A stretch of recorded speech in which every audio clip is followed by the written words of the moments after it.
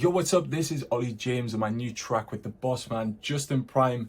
The Light is out now on Next Chapter. We're going to jump into the project of the drop, and I'm going to show you how to keep movement within your drops, keep them from sounding boring, and make them more interesting. So we are now in the drop project of The Light, my track with Justin Prime, which is out now on Next Chapter. I'm going to show you how to create movement within your drops.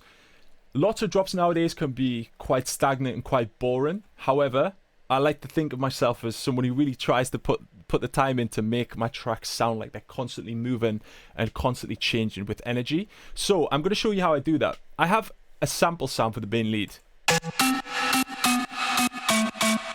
you can hear some movement in the reverb. All I've done is automate these gaps like this with a kind of a sharp automation, and what that does is fills that gap where there's no melody playing with reverb, and it just creates a little bit extra energy.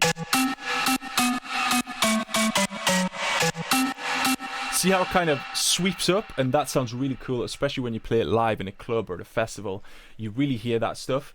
In addition to that, what I like to do is add a texture lead. Now, a texture lead is especially important if you're going to use a pluck or a sample as your main sound. There's some great samples out there which can be used as your main lead sound. However, they do sound very much like a sample most of the time. So I disguise that by adding a VST lead. So in this case, I have used a silent lead, and I automate the cutoff, which creates more movement. You see on the filter control, the automation goes up. That is creating extra movement and extra dynamics within the drop. If we add that to our stagnant basic pluck sound, it sounds really, really smooth.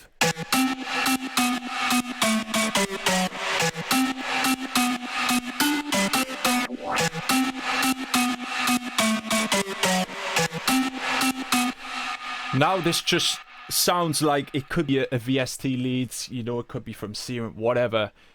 If I just left the pluck by itself, it's very evident that it is a sample, and that doesn't sound too smooth within a mix. However, with this, it just makes it sound one complete lead and also really energetic as well. So if you're struggling to create movement in your tracks, try automating different parameters.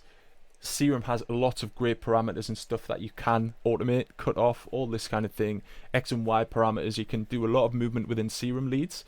So maybe find a good Serum lead and layer that to, you know, a one-shot sample that you found, because these pluck sounds that you can find in old sample packs are really, really thick and really powerful.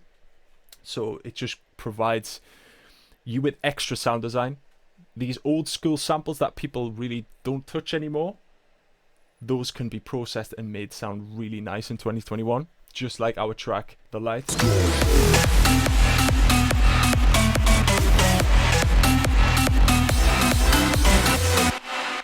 So in conclusion, don't be lazy with your sound design. Don't be scared. It's not such a daunting thing. I'm not a big sound designer myself, but I know how to take sounds, combine them together to make something my own. And if you use the techniques I showed you, you can make them sound really, really smooth within your mix. So thank you so much for checking this little tips and tricks video out. Please keep streaming my new track with Justin Prime, The Light. The support has been amazing so far. It's out now on Next Chapter.